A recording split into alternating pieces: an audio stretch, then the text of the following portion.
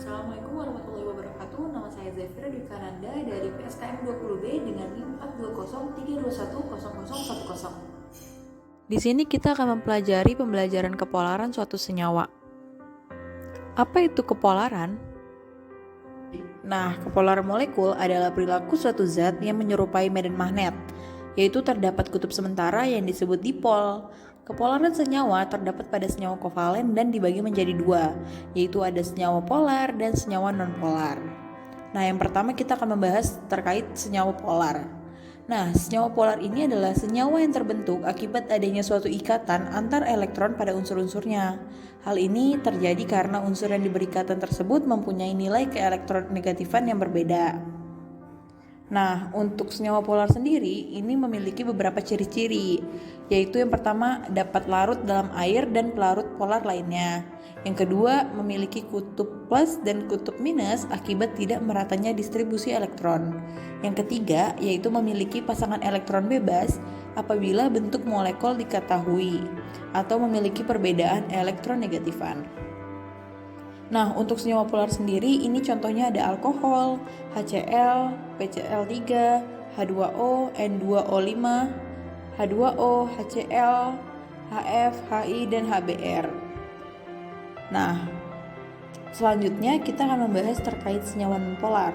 Untuk senyawa nonpolar, yaitu senyawa yang terbentuk akibat adanya suatu ikatan antar elektron pada unsur-unsur yang membentuknya. Hal ini terjadi karena unsur yang berikatan mempunyai nilai elektronegatifan yang sama atau hampir sama. Nah, senyawa nonpolar ini juga memiliki beberapa ciri-ciri. Yang pertama, tidak larut dalam air dan pelarut polar lainnya. Nah, yang kedua, senyawa nonpolar ini tidak memiliki kutub plus dan kutub minus akibat meratanya distribusi elektron. Selanjutnya, senyawa nonpolar ini tidak memiliki pasangan elektron bebas bila bentuk molekul diketahui atau keelektronegatifannya sama. Untuk senyawa nonpolar ini sendiri, dia memiliki contoh seperti O2, CO2, CH4, dan Cl2 atau yang lainnya. Nah, untuk melihat perbedaan senyawa polar dengan nonpolar, ada beberapa perbedaannya. Kita dapat melihat bahwa senyawa polar ini dapat larut dalam air. Nah, sedangkan senyawa nonpolar itu tidak dapat larut dalam air. Selanjutnya, untuk senyawa polar, dia itu memiliki pasangan elektron bebas, bentuk tidak simetris. Sedangkan untuk senyawa nonpolar, dia itu tidak memiliki pasangan elektron bebas, bentuk simetris. Nah, terakhir yaitu kita bisa melihat bahwa senyawa polar ini berakhiran ganjil, kecuali BX3 dan PX5. Nah, sedangkan senyawa nonpolar itu kebalikannya, bahwa dia berakhir genap. Senyawa polar memiliki beberapa perbedaan keelektronegatifan yang besar. Perbedaan harga ini mendorong timbulnya kutub-kutub listrik yang permanen atau dipol permanen. Jadi, antar molekul polar terjadi gaya tarik dipol permanen.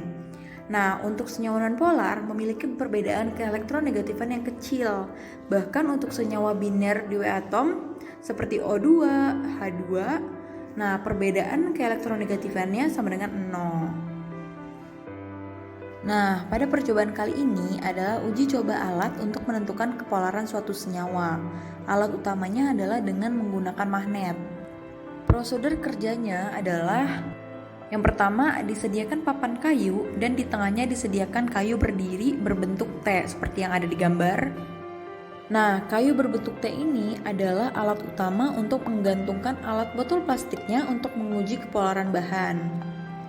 Nah, selanjutnya, magnet berada di bagian kanan kiri kayu T dan ditaruh di posisi agak bawah dari ujung botol yang sudah menggantung. Lalu cara memakai alatnya mudah aja dengan cara memasukkan bahan uji coba ke dalam botol. Botol yang udah ada kita gantungkan di huruf T kayu itu. Lalu larutan yang keluar dari bawah botol itu kita lihat apakah dia bereaksi dengan magnet atau tidak. Jika dia bereaksi dengan magnet, maka senyawa itu adalah polar. Sedangkan jika dia tidak bereaksi apapun dengan magnet, maka senyawa itu adalah nonpolar. Nah, kenapa ini bisa terjadi dan mengapa ini bisa untuk kita menentukan bagaimana apakah itu senyawa polar maupun nonpolar? Nah, hal ini dikarenakan senyawa-senyawa yang bersifat polar berarti mempunyai kutub, sehingga jika didekatkan dengan magnet pada suatu senyawa polar yang mengucur, maka senyawa tersebut akan bereaksi gitu. Jadi kalau misalnya dia senyawanya adalah nonpolar, dia tidak akan bereaksi dengan kita dekatkan atau kita jauhkan oleh magnet, dia tidak akan bereaksi apapun. Itulah bagaimana kita menentukan apakah senyawa itu polar atau nonpolar. Selanjutnya langsung saja kita menguji beberapa bahan larutan.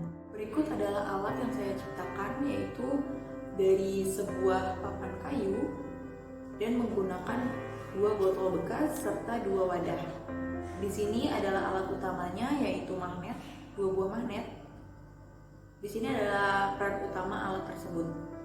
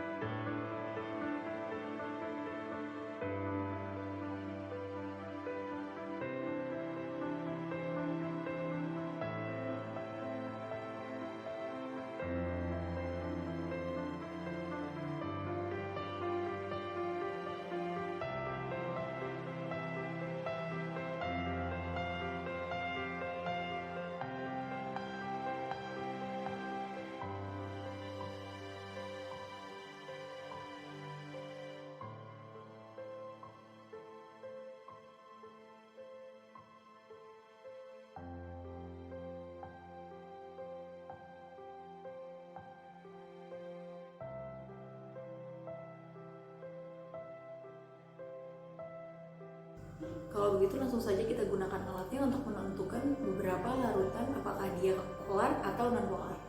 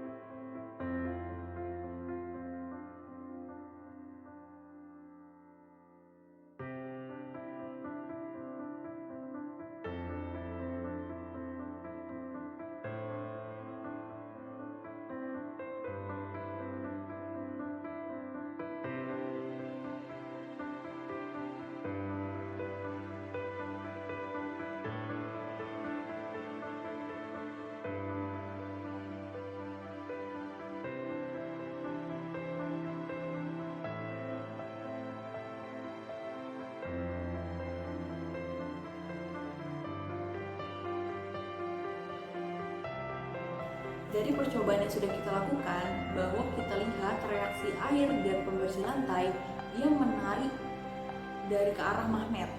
Itu dapat disimpulkan bahwa sebuah air dan pembersih lantai merupakan senyawa polar. Sedangkan kita lihat dari minyak, dia sama sekali tidak bereaksi dengan magnet. Maka dari itu, minyak merupakan senyawa non-polar.